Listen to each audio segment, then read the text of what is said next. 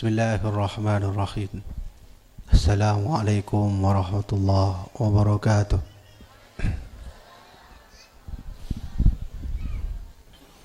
Alhamdulillahilladzi ja'alana ni'matan katsirah wa ja'alana imanan wa ihsanan wa tauhidan wa ma'rifatan ila Allah. Allahumma salli ala sayyidina Muhammad وعلى آله سيدنا محمد كما صليت على سيدنا إبراهيم وعلى آل سيدنا إبراهيم في العالمين إنك حميد مجيد. أما بعد. Pertama-tama mari sama-sama kita panjatkan puji dan syukur kita kehadirat Allah Subhanahu wa taala yang telah banyak memberikan nikmat untuk kita, yang telah banyak memberikan umur untuk kita. Saking banyaknya nikmat yang Allah berikan itu, kita pun lupa apa yang pernah Allah berikan, apa yang pernah Allah tunjukkan, apa yang pernah Allah kasih untuk kita. Hari ini kita lupa kepada nikmat itu. Kita minta kepada Allah semoga kita selalu diingatkan, kita selalu mensyukuri nikmat Allah Subhanahu wa taala. Salawat dan salam kepada baginda Rasulullah sallallahu alaihi wasallam, juga seluruh keluarga beliau, sahabat beliau, para tabi'in, tabi'in tabi'in, ulama mutaqaddimin dan ulama mutaakhirin.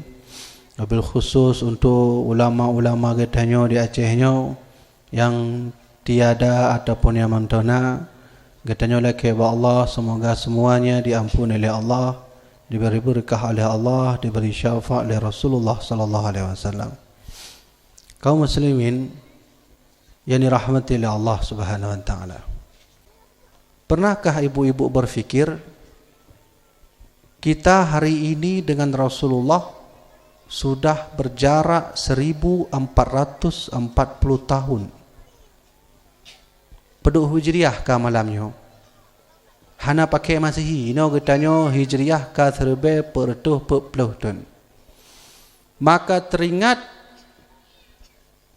yang dikatakan oleh Syekh Ibnu Hajar Al-Asqalani, seorang ulama yang terkenal yang pernah membuat kitab Fathul Bari.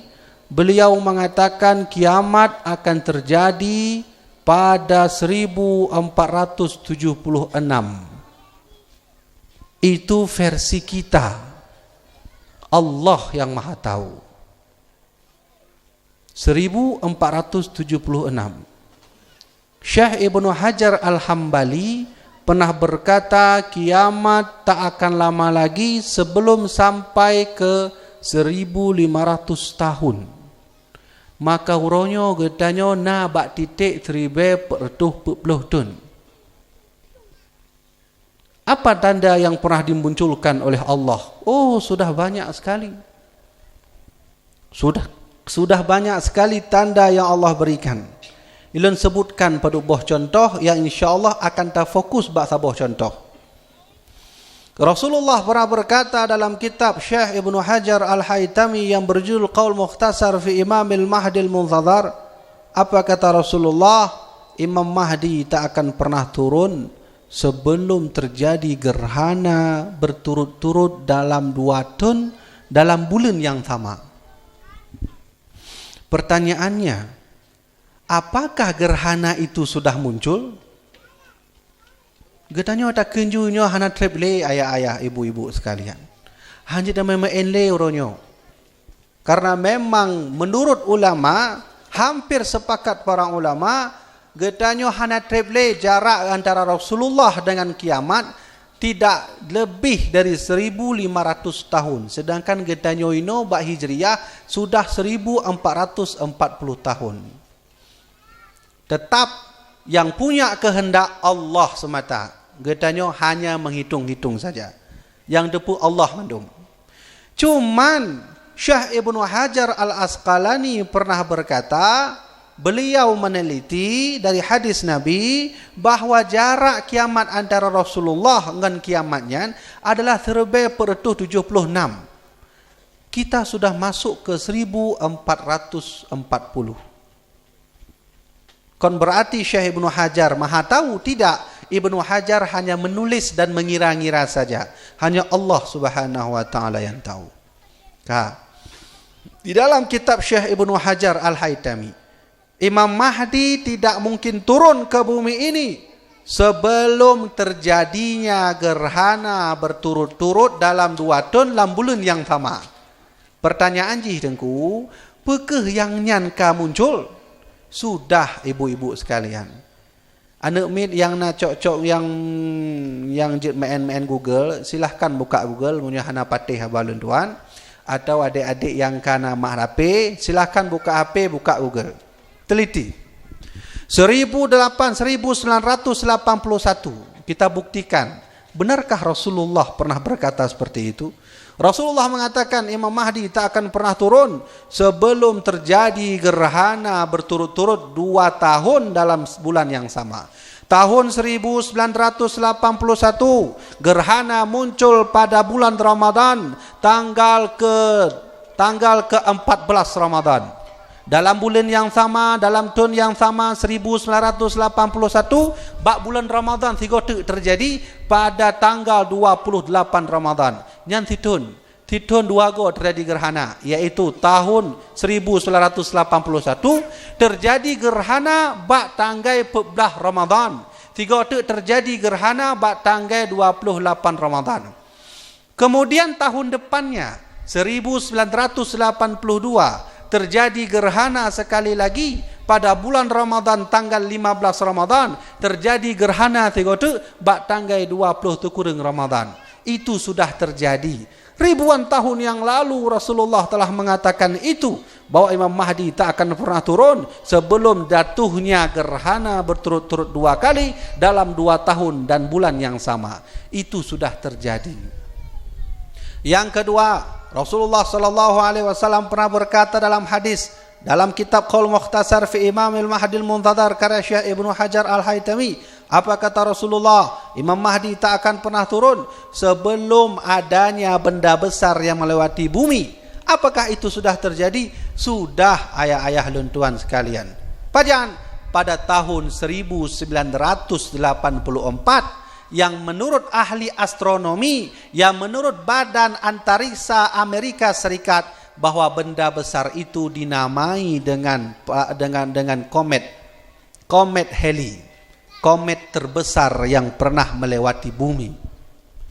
Di dalam sejarah, sejak Nabi Adam hidup sampai Nabi Muhammad SAW, itu terjadi 4 kali. Ada seorang ulama mengatakan ternyata komet ini pernah muncul sebelum Allah menurunkan azab kepada Nabi Nuh. Komet ini pernah muncul sebelum Allah turunkan azab kepada Nabi Ibrahim. Komet ini pernah muncul sebelum Allah mengazab kaum Nabi Lot. Dan terakhir komet ini muncul di tahun 1984. Apa tandanya? Imam Mahdi tak akan pernah lama lagi.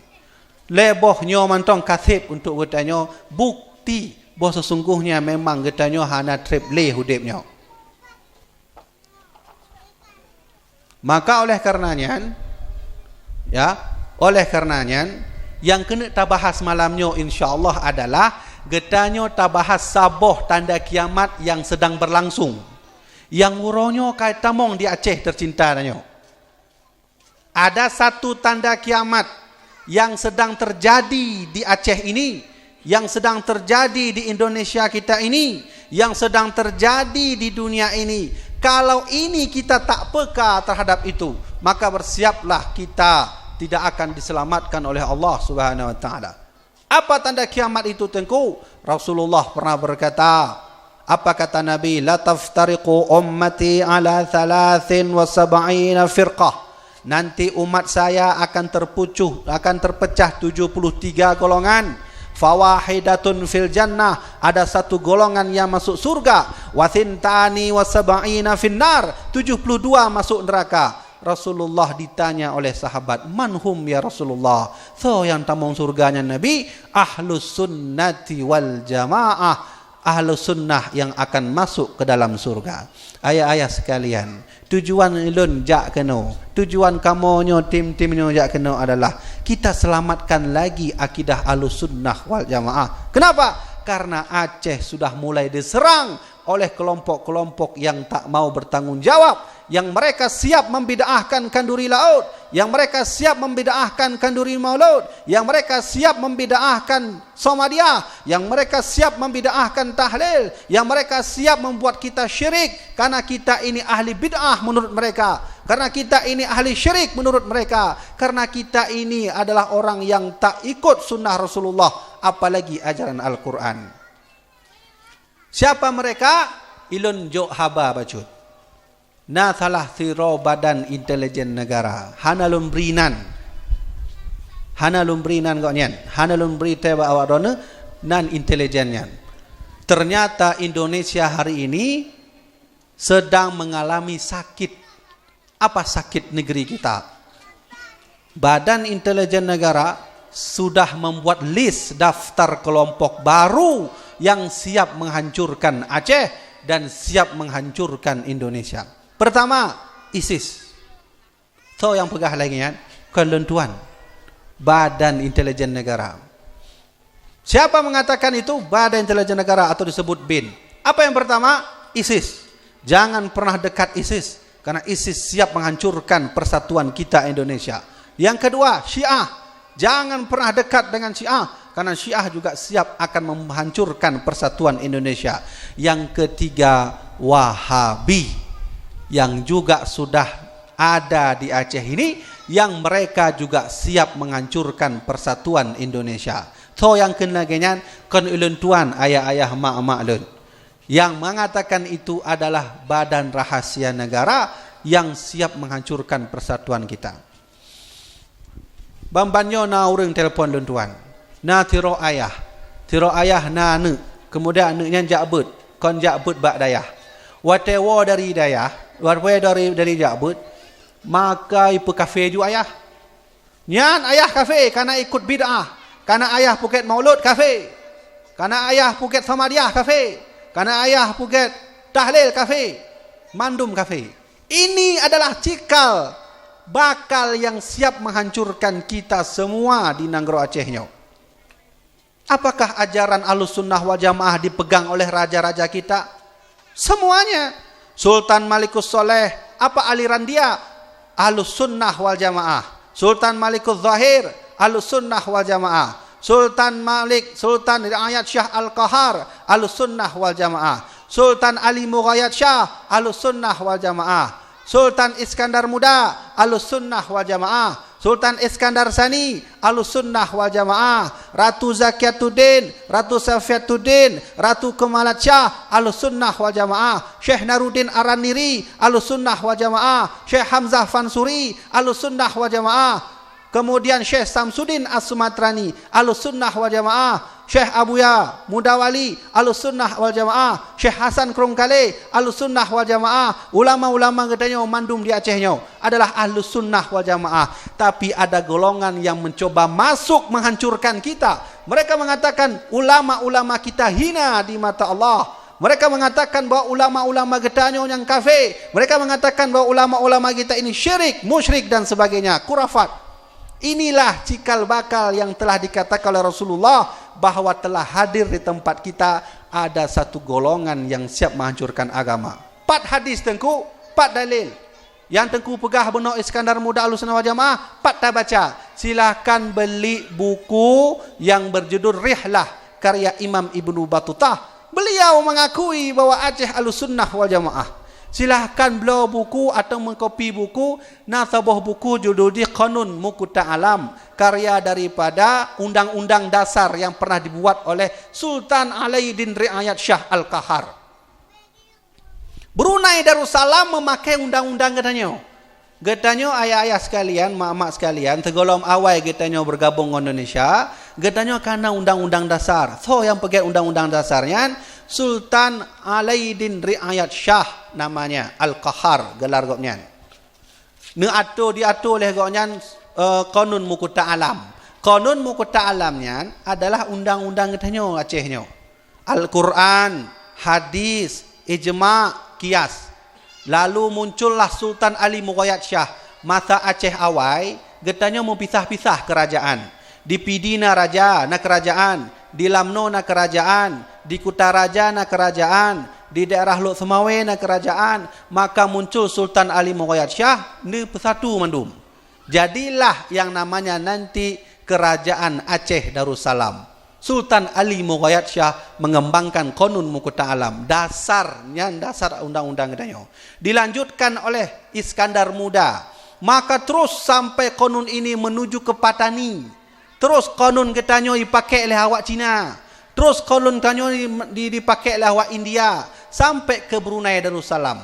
Raja Bulqiyah mengakui kamonyo nangro Darussalam, Brunei Darussalam memakai undang-undang ya Qanun Muqta Alam. Nah, kalaulah Iskandar Muda Ahlussunnah wal Jamaah, kita sekarang agama apa? Aliran apa? Tentu kita ikut bagaimana Abu Yahya Dawali. Tentu kita ikut bagaimana Syekh Nuruddin Ar-Raniri. Tentu kita ikut bagaimana Iskandar Muda. Tentu kita ikut bagaimana Sultan Ali Mughayat Shah. Semuanya Ahlussunnah wal Jamaah. Man beda tengku, maksud dron pegah lagi kan? Maksud dron pegah lagi adalah getanyonyo karena ajaran-ajaran yang hanapah kita mau nempak tanyonyo ayah-ayah dan ibu-ibu sekalian. Ajaran apa itu? Wahabi. Siapa mengatakan itu? Tuan, Badan Intelijen Negara. Ada 3 kelompok yang siap menghancurkan Indonesia ini. ISIS, Syiah, dan Wahabi. Maka oleh karena itu, mari kita teliti tentang mereka yang disabdakan oleh Rasulullah sallallahu alaihi wasallam 1400 tahun yang lalu. Cine kalon hadis Nabi, cine dengar hadis Nabi. Apa kata Rasulullah? Saya khuruju qaumun fi akhiriz zaman. Nanti di akhir zaman akan muncul suatu kaum, kata Rasulullah, huddathul asnan, kaum itu masih muda umurnya, sufahaul ahlam, tapi akal mereka bodoh. Yuhsinunal qila, mereka berbicara sangat baik, wa yusayyi'unal fi'la, tapi perbuatan mereka buruk. Apalagi kata Rasulullah, yata'ajjalunahu wa la yata'ajjalunahu, mereka selalu berburu-buru membuat hukum, tak mengharapkan pahala kepada Allah. Yud'auna ila kitabillah, kaum itu akan selalu mengajak, ayo kembali ke Al-Quran, ayo kembali kepada kitab Allah, ayo kembali kepada Al-Quran. Laisu minhu fi syai', tapi Al-Quran tak dapat memberikan kepada mereka manfaat. Pertanyaannya, apakah yang lu sebutkan benarkah hadir empat tanya? Sudah ayah-ayah sekalian. Siapa mereka itu? Mereka itulah yang pernah ditulis oleh Badan Intelijen Negara sebagai nama Wahabi. Tanya contoh mantong Saboh. Lawetnya getanya na nekmit itanya mungkin jak kuliah lah ubanda contoh dah wogah ju. Tro ubanda maka dirasuki pikirannya sehingga watewa gampung kaiken maulid Rasulullah syirik, musyrik. Yang getanya dari ubud kakak tak adakan kanduri maulid, yang tak adakan maulid Nabi, tro awaknya kaiken getanya adalah syirik. Tuku, nyan maulid Nabi punah masa Nabi. Menyatanya hana berarti nyo hanya tak begitu. Yang ikut lewatnya. Berarti maulid Nabi ini tak boleh dibuat. Siapa bilang? Orang yang pertama kali mengadakan maulid Rasulullah ini adalah paman Nabi sendiri. Abu Lahab. Coba lihat. Rasulullah saat lahir digendong Abu Lahab. Lalu gembira. Lalu dia memerdekakan Suwaibah al-Aslamiyah. Allah memberikan keringanan kepada Abu Lahab untuk tak disiksa pada hari Senin. Nyantaboh rahmat. Yang orang kafir saja mengadakan maulid Nabi, apalagi kita yang mencintai Rasulullah SAW. Yang kena lempegah konyan sebenarnya ji. Nyo lawet nyo na ajaran kamulai tro ji panjang ka jenggot panjang muka isbal macam-macam lah, berlindung di balik sunnah Nabi. Mereka panjang jenggot sampai seperti ini. Apakah itu sunnah Rasulullah? Sunnah Rasulullah kah kita memanjang jenggot sampai ke dada? Ilen tuan lun tanyong langsung ba Abu Ya Muhyiddin Wali. Lun tanyong kiban jenggot Rasulullah wa Abu Ya, wikil Abu Ya. Jenggot Rasulullah itu panjang sabuh genggamnya. Qabada ala lihiyatihi, Ibnu Umar, anak dari Umar bin Khattab, na jenggot. Gonyan jenggot ubenya wa. Hana panjang ubenya wa. Itu amalan sunnah yang salah. Mereka mengatakan maulid Nabi ini bid'ah. Kaum itu mengatakan maulid Nabi bid'ah. Mereka mengatakan kanduri laut bid'ah. Mereka mengatakan kanduri maulud Yohana masa Nabi. Yohana berarti hukumnya haram. Padahal dia tebak sejak ubud tak adakan maulid Rasulullah SAW. Tengku, ilang kena dalil tengku. Apakah maulid Rasulullah ini bisa kita adakan? Bisa. Menurut ahlu sunnah wal jamaah, maulid Rasulullah ini sunnah dikerjakan. Syekh Muhammad Alwi Al-Maliki mengatakan, so yang puket maulid, hukum di sunnah. Kemudian Syekh Imam Ibnu Taimiyah, ulama dari Wahabi langsung, Syekh Imam Ibnu Taimiyah mengatakan bahawa mengadakan maulid Rasulullah ini sunnah. Bak sabuh malam, natidro Syekh yang bernama Syekh Zarhuni. Ada namanya Syekh Zarhuni. Syekh Zarhuni ceritanya diriwayatkan oleh tiro ahli hadis yang bernama Imam As-Solihi, Al-Hafidh Imam As-Solihi. Bak sabuh malam, Syekh Zarhuni merumpok dengan Rasulullah dalam melumpau. Merumpok dengan Rasulullah dalam melumpau. Pui ke Syekh Zarhuni, ya Rasulullah, kamu nyobak dunianya, kamu mengadakan maulid. Ke mana hukum maulidnya, wahai Rasulullah? Apa hukum maulidnya? Jut, kamu pakai maulid dekran. Apa jawab oleh Rasulullah? Kalau mereka mengadakan maulid senang dan rindu kepadaku, maka aku akan senang dan rindu kepada mereka. Itu disahkan sendiri oleh Rasulullah dalam mimpi Syekh Zarhuni yang kisahnya diriwayatkan oleh ahli hadis yang bernama Syekh Imam Al-Hafidh As-Solihi. Berarti tak adakan maulidnya sunnah. Teruklah awak Wahabi kan ketuk-ketanya maulid nabinya bid'ah, haram, kurafat, syirik dan sebagainya. Lihat, wajar Badan Intelijen Negara mengatakan berhati-hatilah terhadap Wahabi karena dia siap menghancurkan akidah kita. Dia siap menghancurkan antara ibu dan anaknya. Dia siap menghancurkan antara ayah dan anaknya. Dia siap menghancurkan antara teman dan temannya. Lawiknya awaknya kamu mulai ken-ken tu Abu Mudi. Kamu mulai dihina-hina Abu Mudi. Abu Tumin leh pupu peget foto Abu Mudi kai gila-gila ngan tilap lewaknya. Kamu alhamdulillah dari bandar kamu mulai bergerak. Makanya ke ayah-ayah dan tuan sekalian, tujuan kamu jak kena memberitahu bahawa sesungguhnya ini sedang terjadi. Kiamat memang tak pernah lama lagi. Apa kata Rasulullah? Afatuddin salasa, agama ini hancur kalau dipimpin oleh 3 golongan. Ulang 3 tu. Afatuddin salasa, agama ini hancur kalau dipimpin oleh 3 golongan. Siapa yang pertama? Rasulullah mengatakan imamun jairun, pemimpin yang jahat. Bagaimana definisi pemimpin yang jahat? Kalau ada seorang presiden, kalau ada seorang kecil, kalau ada seorang mukim, kalau ada dia seorang pemimpin kampung ini yang membiarkan rakyatnya bermaksiat kepada Allah, yang membiarkan rakyatnya atau kampungnya membuat khamar, yang membiarkan rakyatnya berbuat judi, yang dia sendiri tak peduli terhadap maksiat di negeri ini, maka kata Rasulullah, itulah yang disebut imamun jairun, pemimpin yang jahat. Kalau sudah munculnya pemimpin yang jahat, bersiaplah kata Rasulullah, fantadris sa'ah, tunggulah masa kehancuran. Pertanyaannya, apakah agama Islam di Indonesia sudah hancur? Ibu-ibu sekalian, pak tanda tengku agama Islam kehancur? Tanda je mudah mentong. Bak kampung lun contoh mentu lagi kan. Bak kampung lun tuan, nyo fakta. Nyo orang ino lagi mak sekalian. Membuka aurat, pergi ke pasar buka aurat, biasa lagi yo.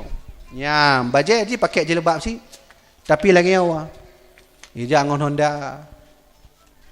Kalau ada orang yang sudah menganggap itu biasa, ibunya menganggap dia sudah biasa seperti itu, ayahnya sudah menganggap dia biasa seperti itu, maka antara hak dan batil kata maju, hana lain. Masa Rasulullah antara hak dan batilnya beda. Nyo hak, nyo batil. Nyo bro, nyo God. Nyo Islam, nyo hana Islam. Tapi lebih nyo kasama mandum. Sudah samar-samar mana yang baik, mana yang buruk. Contoh yang kedua. Kaya belum kalau orang lagi mah. Kaya belum kalau orang inong pakai jilbab lagi awak. Kena? Yang tapi itu nah baca jalan nah. Lagi yang pakai nak. Apakah ini ajaran Islam? Tidak.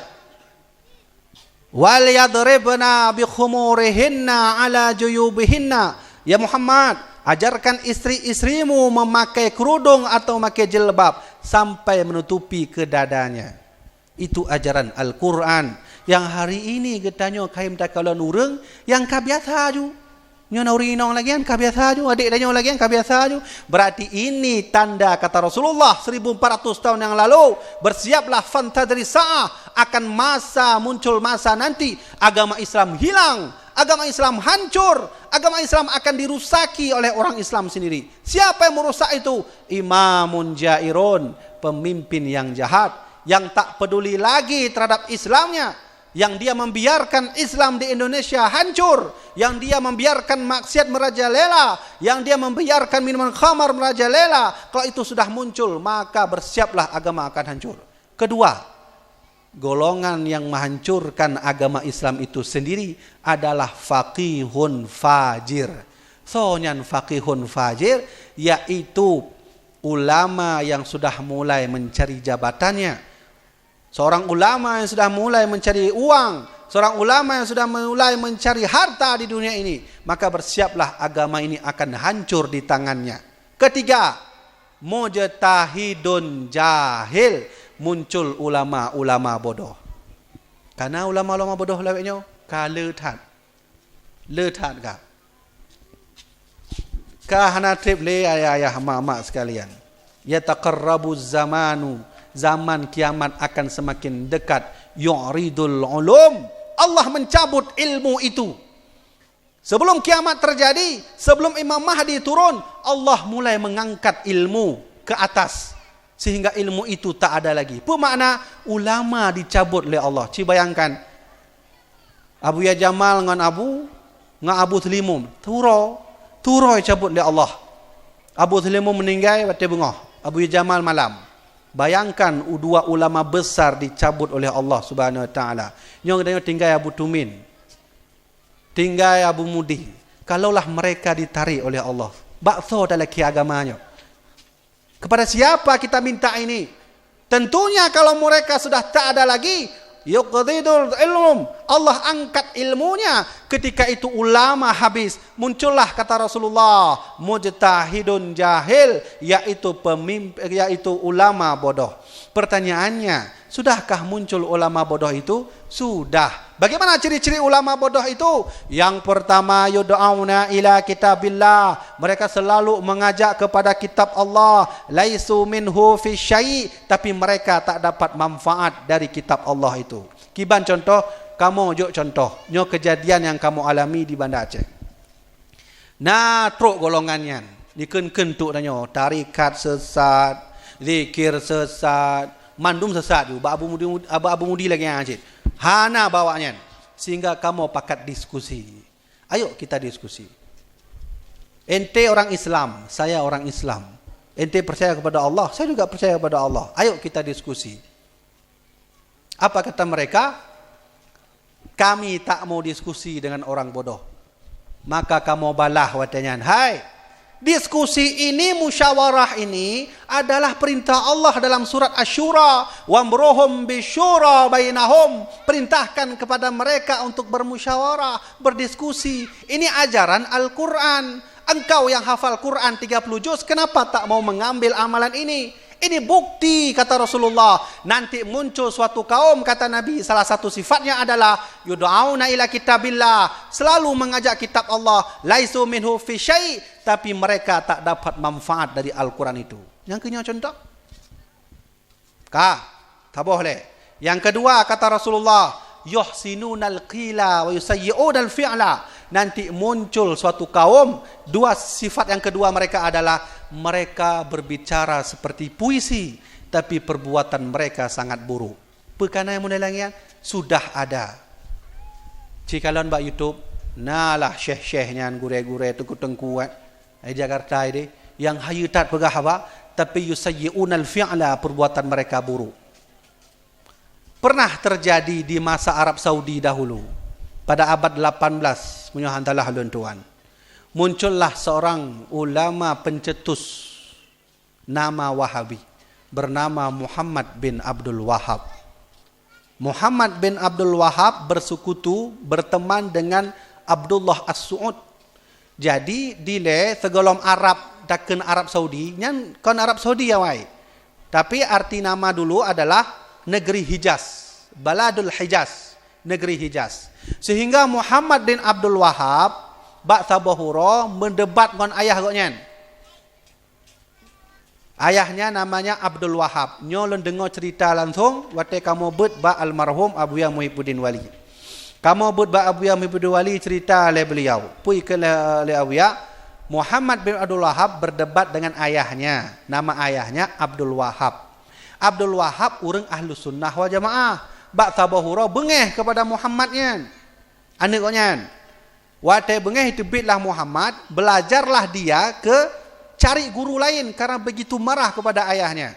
Merompoklah tidur syekh yang bernama Syekh Al-Majmu'i masanya. Dia tak tahu bahwa Syekh Al-Majmu'i ini adalah orang Yahudi yang menyamar menjadi orang Islam. Yahudi 1400 tahun yang lalu sudah menyerang kita. Di masa Rasulullah, nasabah umat namanya suku Aus dan suku Khazraj. Segalam Nabi lahir, suku Aus dan Khazrajnya sampai pakai, sampai berperang awaknya. Maka truk Rasulullah didamaikan. Orang Yahudi hana senang. Hana senang Yahudi watanya mak-mak sekalian. Maka dibuat hancur oleh Yahudi, berpisah lagi suku Aus dan Khazraj. Bengeh Rasulullah watanya. Disatukan lagi. Coba lihat, Yahudi sudah mulai bermain masa Rasulullah. Apalagi lawitnya kita nyonya bak zaman modernnya. Maka oleh karenanya kita sudah diwanti-wanti oleh Allah pada saat itu. Walan tarda ankal yahudu wan nasara hatta tattabi'a millatahum. Ya Muhammad, Yahudi dan Nasrani tak akan pernah senang kepadamu hatta tattabi'a millatahum, sebelum engkau mengikut agama mereka. Dan itu terjadi. Muhammad bin Abdul Wahab jabut bak Syekh Al-Majmu'i. Al-Majmu'inya orang Yahudi mak-mak sekalian. Karena dia senang, maka dia ajarkan ajaran Yahudi. Coba lihat, Aceh, tanah nanggro tanyonyo, tanah tercinta kita nyonyo, 2 abad mau dikuasai Belanda, tak bisa. Portugis masuk ke Aceh, menguasai Aceh, tak bisa. Jepang 3 tahun masuk ke Aceh, menguasai Aceh, tak bisa. Kenapa tak bisa? Karena kita punya ulama. Karena kita punya pemimpin yang kuat. Siapa mereka? Tengku Umar. Siapa mereka? Cunyadin. Siapa mereka? Ada tokoh-tokoh yang lainnya. 3 abad, 2 abad kita dijajah oleh Belanda, tak bisa-bisa. Ternyata kekuatan orang Aceh nabak ulama. Maka dihubungilah Sunok Horgonya watenyan. Sunok Horgonya yang telah tiro orang Belanda yang kon Islam jabut udah Mekah. Jabuk Mekah, jabuk Madinah, hafal Quran lom. Nyokon kau orang Islam kan? Hafal Quran. Dihubungi Sunok Horgonya, jak Aceh tiad. Kamu kekualahan membantai orang-orang Aceh. Gimana cara? Maka dipelajari oleh Sunok Horgonya watenyan. Menyamar jadi syekh. Namanya Abdul Ghaffar. Punya orang Aceh dan awai neken Tengku Putih. Karena orang bule kan putih. Maka kamu ke watenya ke Tengku Putih dalam sejarah. Waktu itu dipelajari oleh Sunok Horgonya. Ternyata kekuatan orang Islam di Aceh bukan pada senjata. Ternyata kekuatan orang Islam di Aceh bukan pada nuklir. Ternyata kekuatan orang Islam di Aceh bukan pada pisau. Ternyata kekuatan Islam di Aceh bukan pada rencongnya. Tetapi kefanatikan mereka kepada ulama. Cinta mereka kepada ulama. Sayang mereka kepada ulama. Kalau begitu, pisahkan orang Aceh dari ulama. Maka nasabuh ajaran Wahabi yang memisahkan getanyo daripada ulama. Contoh je, awaknya mulai membid'ahkan tanyo. Hai bang, nyambek com jara ulama, hana masa Nabi, bid'ah. Getanyo dari ubud kata com-com gure tanyo, dah tahu. Ikan lewatnya nyan hana masa Nabi, dalil hana, sahabat hana pubut. Jadi kibang cit, nyam bid'ah lanjut. Mereka tak tahu bahwa hadis Nabi banyak. Mereka tak tahu bahawa sahabat Nabi pernah melakukan cium tangan. Tengku, apa dalil katanya otak cium jara ulama? Ada dalilnya. Mana dalilnya? Riwayat Imam Al-Baihaqi. Bak sabahura, Zaid bin Thabit telah tiro sahabat Nabi yang membuat Al-Quran terus maju. Zaid bin Sabit umur 80 tahun. Dia tak kenju Zaid bin Sabit nyan ulama leh Rasulullah. Rasulullah menyoji sahabat kena tanyong bak masalah agama Rasulullah nak merumpok dengan Zaid bin Sabit. Bak sabahura Zaid bin Sabit main unta, bagal apa keledai. Bagal. Naiklah Zaid bin Sabit ke atasnya. Teruklah Imam Ibnu Abbas. Imam Ibnu Abbas nyan saudara Nabi sekaligus ulama ahli takwil terkemuka di Makkah setelah Rasulullah wafat. Mandum sahabat munyok tanyong tafsir Quran bak Imam Ibnu Abbas. Maka tro Imam Ibnu Abbas coklah talo bagal. Zaid bin Sabit di atas keledai. Maka coklah bagalnya, talo bagalnya. Puikilah Zaid bin Sabit, khil anhu ya abna amir Rasulullah. Wahai saudara Nabi, jangan engkau pegang itu, turunkan. Puikilah Imam Ibnu Abbas, hakadha amarana an naf'ala bi ikramil ulama'i wal kubra. Demikianlah hai guruku, aku diajarkan oleh Rasulullah untuk menghormati ulama dan menghormati orang-orang besar. Maka turun Zaid bin Sabit dari bagal, dari keledai, com jaro Imam Ibnu Abbas. Nyangkuhnya dalil.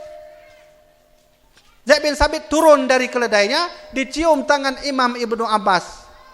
Ditolak oleh Imam Ibnu Abbas. Imam Ibnu Abbas umur 20 tahun. Zaid bin Sabit umur 80 tahun. Yang trip merumpuk dengan Rasulullah, Zaid bin Sabit. Sahabat terkemuka, Zaid bin Sabit.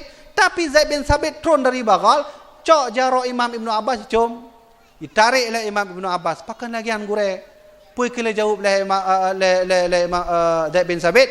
Hakadha amarana an naf'ala bi ikrami ahli baiti Rasulillah sallallahu alaihi wasallam. Demikianlah kami diajarkan oleh baginda kami untuk menghormati keturunan Rasulullah sallallahu alaihi wasallam. Nyan kehnya dalil katanya tak cium jaro ulama. Tu orang Wahabi deken katanya enggak boleh cium tangan ulama. Untuk pu tacok berkah dengan ulama. Musyrik, kafir, kurafat, tak boleh. Nah, inilah yang kami maksud tadi, bahawa sesungguhnya ajaran ini sudah ada karena bak tempat danyo ayah-ayah sekalian. Nah, maka oleh karena itu sudahlah saatnya kita mulai berjuang. Bagaimana cara berjuang? Membela agama Allah dengan menguasai ilmu dayah, membela agama Allah dengan menguasai ilmu kliyah, membela agama Allah dalam aliran Ahlus Sunnah wal Jamaah, aliran yang pernah dipakai oleh Sultan Ali Mughayyath Shah, Sultan Iskandar Muda, Sultan Iskandar Sani, Sultan Malikus Saleh, ulama-ulama Syekh Nuruddin Ar-Raniri, Syekh Hamzah Fansuri, Syekh Samsuddin As-Sumatrani dan ulama-ulama tanya ulama jauh. Maka kembali bak tempat awal benar. Yang menghancurkan agama adalah golongan ketiga yang bernama mujtahidun jahil, yaitu ulama bodoh. Wajar kata Rasulullah. Apa kata Nabi Muhammad dulu? Nanti muncul kaumku yang kaum itu adalah huddathul asnan. Mereka masih muda umurnya. Akan muncul kaum nanti yang kaum itu masih muda umurnya, sufahaul ahlam, tapi mereka cara berfikirnya bodoh, tak ada akal kata Rasulullah. Soalnya yang ke ulama-ulama leweknya yang ken kita nyonyo, kanduri hanjut, tamadiyah hanjut, tahlil hanjut, nyoh hanjut. Siapa mereka? Yang sudah ditulis oleh Badan Intelijen Negara tadi, bahwa itulah yang disebut Wahabi. Nah, ini trik Yahudi, trik senok horgonya. 2 abad kita dikuasai oleh Belanda, tak bisa-bisa. Tahun 1945 Aceh siap membela Indonesia. Aceh kirim pesawat untuk Soekarno, 2 buah pesawat. Menurut sejarah na leboh pesawat RRI 001, RRI 002, na tabuh tu pesawat dalam sejarah 003 yang tempat dipueblo di Singapura oleh Indonesia. Lalu datanglah Tengku Cik di Markam yang menyumbang Indonesia, kemerdekaan Indonesia dengan memberikan emas. Seluruh orang kaya waktu itu memberikan emas yang diwakili oleh Tengku Cik di Markam. Yang ke Monasnya meh tanya orang Aceh. Tahun 1945 kita merdeka. Saat itulah ada golongan-golongan yang tak suka dengan kemerdekaan Indonesia. Mereka memanggil lagi Belanda turun lagi ke Indonesia, hancurkan Indonesia. Apa yang terjadi? Belanda turun ke Yogyakarta, Yogyakarta dikuasai. Belanda turun ke Bandung, Bandung dikuasai. Belanda turun ke Jakarta, Jakarta dikuasai. Tapi Belanda tak turun lagi ke Aceh. Kenapa?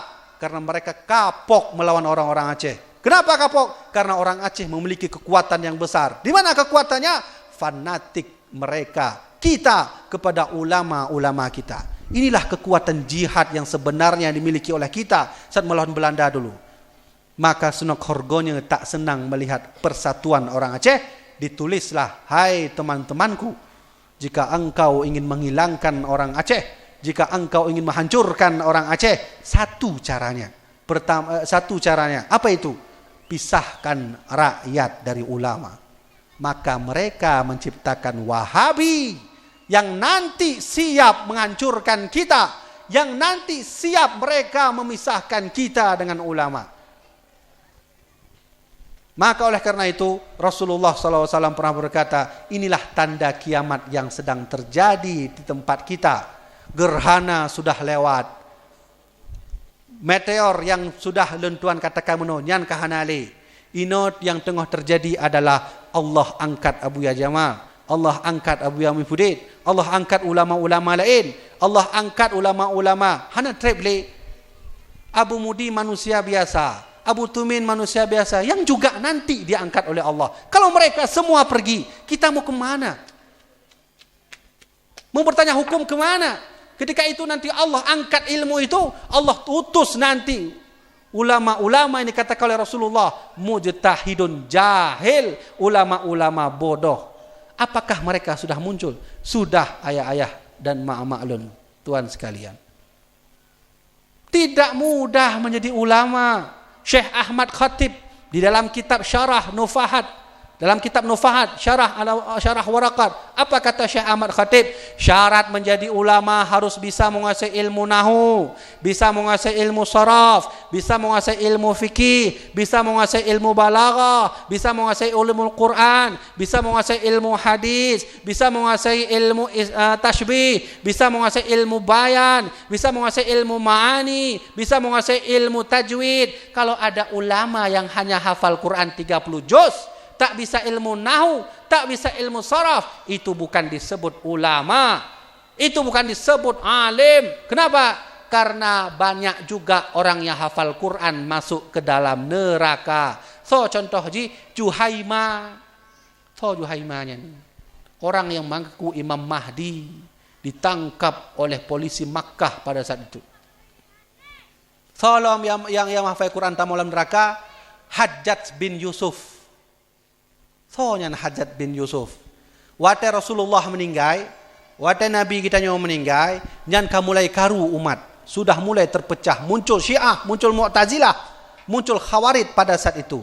Sehingga muncullah salah seorang sahabat Nabi yang memimpin Mekah, anak daripada salah seorang sahabat yang masuk surga, Zubair bin Awam. Zubair bin Awam namanya Abdullah bin Zubair. Abdullah bin Zubair menjadi pemimpin di Makkah.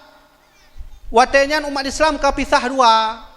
Madinah, Makkah dikuasai oleh Abdullah bin Zubair, sedangkan daerah Basrah, Kufah dikuasai oleh Hajjaj bin Yusuf.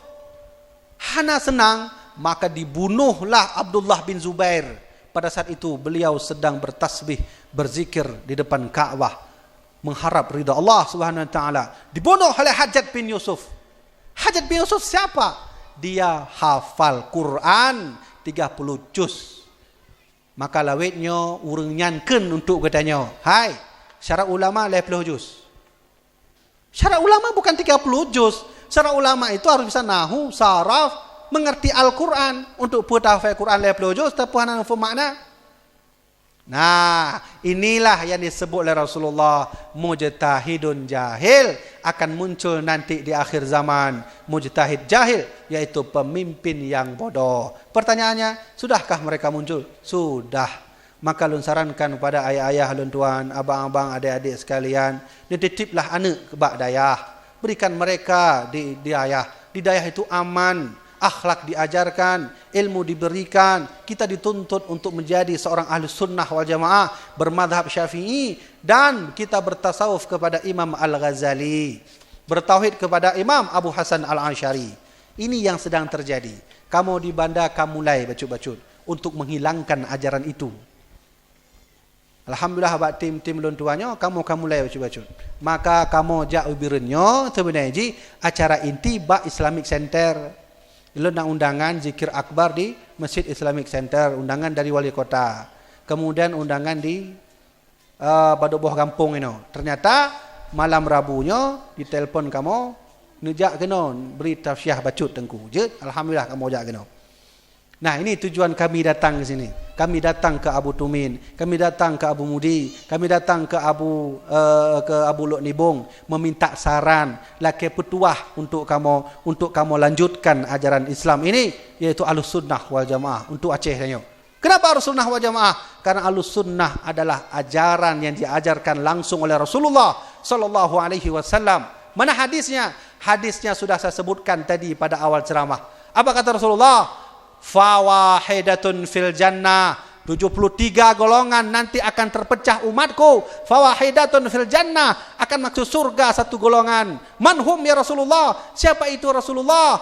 Nabi menjawab, Ahlussunnati wal Jamaah. Mereka adalah Ahlussunnah wal Jamaah.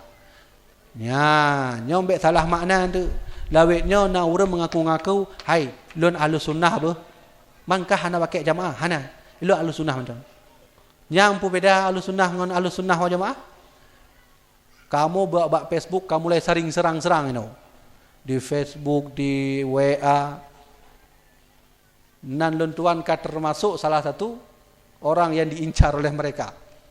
Kita tak pernah takut demi untuk Awiyah Mudawali, demi untuk Iskandar Muda, demi untuk Iskandar Sani, demi untuk membela Sultan Ali Mughayat Shah. Tanah inilah tanah ulama. Inilah tanah aulia yang pernah ditegakkan oleh raja-raja kita. Mereka semua bermadzhab Syafi'i. Iskandar Muda melihat mana cucunya, mana ruh cucuku yang siap membela aku, yang siap membela Ahlussunnah wal Jamaah di Aceh ini. Kamu laki petuah Abah Abu Tumin, siap berangkat. Laki petuah Abah Abu Lok Nibong, siap berangkat. Maka ayah-ayah, adik-adik sekalian, walaupun itu terjadi sedikit demi sedikit, yang harus diingat adalah ini menjadi sunnatullah, bahwa memang kita tak akan pernah lama lagi kita akan terjadi di mana nanti Dajjal akan muncul, Imam Mahdi akan muncul. Terakhir yang ingin saya sampaikan, kadang orang tanya tengku, pu Imam Mahdi kalahir? Imam Mahdi sudah lahir, ibu-ibu ayah-ayah sekalian. 4 bukti Imam Mahdi kalahir, ya lagi ulun kemuno. Ilun tuan hana lu hafai hadis, tapi lunjuk referensi. Silahkan buka kitab Qaul Mukhtasar fi Imamil Mahdil Muntadhar karya Syekh Ibnu Hajar Haitami. Pui kala Rasulullah, Imam Mahdi tak akan pernah turun sebelum terjadi gerhana. Apakah terjadi? Sudah tahun 1981, tahun 1982 yang terjadi. Menyo bahasa dah hadis benar, Imam Mahdi tak akan pernah turun sebelum terjadi gerhana. Gerhana akan terjadi katre belum? Ya, menyutai hitung-hitung. Tetap tapua bahwa Allah mandum. Ada kiamatnya Allah yang punya. Tapi kitanya sebagai manusia tak masalah kita hitung-hitung sekedar saja. Yang penting jangan diimani. Cina hitung 2018 kurang terbe 1984. Padukkah hitunganan? 56? 56 pun 50. Apakah haju 50 tahun? Berarti Imam Mahdi sudah berumur 30 tahun. Di dalam kitab Kashful Ghaibiyah menjelaskan Imam Mahdi akan diangkat, dibaiat oleh 313 kaum muslimin di Makkah, pas di depan pintu, pas di depan multazam antara Hajarul Aswad dan pintu Ka'bah. Berapa umur waktu itu Imam Mahdi diangkat? Nak ulamakeun 40 tahun. Nak ulamakeun 50 tahun. Seandainya Imam Mahdi ino tak bergah haju. Ini hanya Allah yang tahu. Kita tak berhak menebak-nebaknya dan tak berhak beriman kepada yang apa yang kita katakan. Anggap mantan contoh Imam Mahdi 50 tahun. Sesuai dengan hadis benar. Gerhana sudah muncul. Imam Mahdi 30 tahun. Kata ulama Imam Mahdi diangkat 40 tahun berarti 30 tahun tu. Atau tak bergah haju. Nah ulama pendapat lain mengatakan 50 tahun berarti 20 tahun tu. Nah, tabuh hadis dalam kitab Mukhtasar Mukhtar al-Hadis. Pui kala Rasulullah, idza ra'aitumu amudan ahmara min qablil masyriqi fi syahri ramadhana fadakhiru ta'aman ala sanatikum. Pui kala Rasulullah, ketika nanti engkau melihat cahaya berwarna merah di langit bak bulan Ramadan, munyona kalon warna-warnanya, ikla Rasulullah fadakhiru ta'aman, engkau sisipkan terus makanan ala sanatikum selama 1 tahun, karena akan terjadi kemarau pada saat itu. Dalam kitab Kashful Ghaibiyah karya Syekh Muhammad Al-Fatani, apa kata beliau? Imam Mahdi tak akan pernah turun sebelum terjadi kemarau 3 tahun berturut-turut. Ternyata Bambanyo yang diberitakan oleh Badan Antariksa Amerika Serikat atau disebut NASA, urang Amerika dengan teknologi awaknya ka meneliti bahawa di kutub utara dengan kutub selatan nyan ka mulai mencair es. Berarti volume panas matahari bak kutub utara ka mulai becut-becut. Sehingga turunlah salju di Arab Saudi. Kan ada kalau bak YouTube turun salju bak Arab Saudi kan? Itu efek dari kutub utara yang sudah mulai naik panas matahari. Berarti akan terjadi kemarau. Apa kata BMKG? Apa kata NASA? Akan terjadi panas tahun 2024. Ada mengatakan tahun 2027. Nah, pula menyangka lagi kan? Berarti memang hana trebeli. Oleh karena itu, ayah-ayah, ibu-ibu sekalian, nyo karap hijau dan nyo ceramah, yang kena lempegah ini adalah ajaran yang dikatakan oleh Allah dahulu sudah ada di tempat kita. Berhati-hatilah, berpegang teguhlah kita. Alaikum bisunnati wa sunnatil khalafi rasyidin al-mahdiyyin. Yang pesan Nabi, hai kamu, jika nanti engkau mendapatkan kekhilafan, engkau pegang hadisku dan pegang pendapat sahabat-sahabatku. Pegang hadisku dan pegang pendapat sahabatku. Yang mayoritas ditanya di Aceh apa? Ahlus sunnah wal jamaah. Pesan Nabi cikalon, idza ra'aitum ikhtilafan fa'alaikum bisawadil a'zam. Puikala Rasulullah, jika nanti engkau mengalami konflik, jika engkau mengalami kekhilafan, perbedaan pendapat, fa'alaikum bisawadil a'zam, engkau harus cari mana yang mayoritas. Di Aceh mayoritas ahlus sunnah wal jamaah. Maka pesan Nabi, cok yang mayoritas. Lagi ancik kita jom madhab. Ada mazhab Maliki, ada mazhab Hambali, ada mazhab Syafi'i, ada mazhab Hanafi. Ban petbohnya jed tak amaikan. Tapi pertanyaannya, mazhab yang mana yang di dunia yang sering pakai? Mazhab Syafi'i. Hampir seluruh dunia memakai mazhab Syafi'i. Pesan Nabi, idza ra'aitum ikhtilafan, jika engkau berkhilaf dalam pendapat, fa'alaikum bisawadil a'zam, pilih yang mayoritas. Berarti mazhab Syafi'i mayoritas. Oleh karenanya ibu-ibu, ayah-ayah dan tuan sekalian, nyo yang ke dalam pesan tabuh sebenarnya ji. Berhati-hatilah mulai sekarang. Jo anak kita nyoba daya. Hana tempat lain. Tengku ilon kena jo anak ilon ba kuliah. Hana masalah, lorong kuliah cit. Tapi ayah dan tuan neberi ilmu agama ile. Lehnya baru datang kuliah. Nyampi kadang-kadang danyo kuliah bandanya bahaya cit. Karena kejadian Milata Abraham, tamu lam saboh kampus, hanong sebutkan kampusnya, menjaga kode etik. Ada salah satu universitas di Banda Aceh masuk ajaran Milata Abraham. Nathiro mahasiswi, itamong lam ajarannya. Cara tamong je mudah. Hai ne, nyopeng le juta na bak iku. Cok. Syarat di saboh. Kiban syarat neken syahadat asyhadu an la ilaha illallah wa asyhadu anna Ibrahim Rasulullah. Cok. Kemudian tak boleh syarat ji sebarkan ajarannya. Kawe le juta tigo tak kenangan. Yang tak EU pada go hanam rumpok le juta. Tak EU mutu contoh lam thuro. Paling tertoh robem deme. Nyo le juta dengan tak cok tak kenangan. Kawe. Sehingga tamu lam Quran serambi watanya. Hana lu simpan Qurannya lu teringat tak lu baca. Ditaubatkan kembali di Masjid Raya. Coba bayangkan, sudah ada ajaran seperti itu. maka masuklah anak ke dayah. Kalau ingin jadi anak orang profesor, masuklah ke dayah dulu, lalu masuk kepada kuliah. InsyaAllah bermanfaat. Ayah-ayah, ibu-ibu sekalian, nyo kabeh saja mengita nyo ceramah, bila Tuhan lo sampaikan mau'izah hasanah. Mudah-mudahan nyo bermanfaat bagi kita nyo mendung, bermanfaat bagi ilun Tuhan sendiri. Ino menyona pertanyaan, je tak buka tanya jawab. Sekian yang dapat ilun Tuhan sampaikan. Usikum binafsi bitaqwallah. Wassalamualaikum warahmatullahi wabarakatuh.